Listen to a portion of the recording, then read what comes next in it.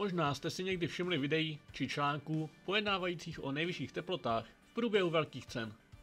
Těmto listům dominují podniky na Blízkém východu, Jižní a Severní Americe či Austrálii. Těch o nejnižších teplotách příliš nenajdete. Oficiální rekord drží velká cena Kanady v roce 1978, která se jela jen v 5 stupních nad nulou. Na poměry Formule 1 byla velmi chladná i nedávná velká cena Eiffelu na Nürburgringu, kde bylo o dalších 5 stupňů více.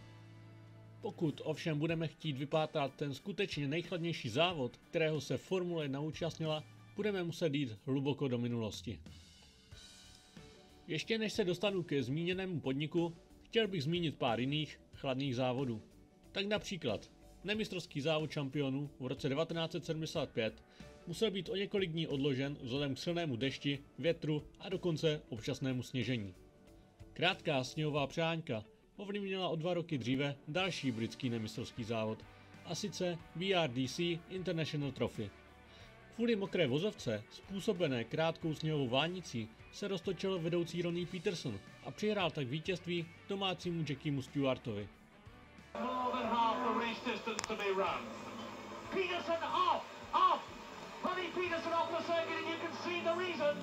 Because Ronnie Peterson is now in a snowstorm, and what a brilliant shot! Ronnie Peterson off the circuit. Za skutečně nejchladnějším závodem Formule 1 však budeme muset do Švédska. Velká cena Švédska se konala mezi lety 1973 a 1978 na okruhu Anderstorp. Velký vliv na to měl nástup nadějných domácích jezdců, jako byli René Wiesel a zejména Ronnie Peterson. Za poměrně krátkou dobu její existence zde došlo k několika mimořádným momentům. První a jediné vítězství 6kolového Tyrrellu P34 si právě zde připsal Jody Scheckter. V Anderstorpu se svého premiérového triumfu dočkal i Jacques Laffite a Ligier. No a v posledním ročníku to byl Niki Lauda s legendárním Brabhamem Fun Car. Velká cena Švédska se konala během června, takže možnost sněžení neexistovala. To se ovšem nedá říct o zimní velké ceně Švédska. Nyní se přesuneme ještě hlouběji do historie. První závod pod názvem Winter Swedish Grand Prix se odehrál již na počátku 30. let poblíž jezera Ramen. Svůj návrat ohlásil již krátce po druhé světové válce v roce 1947, tentokrát pod novými pravidly Formule 1.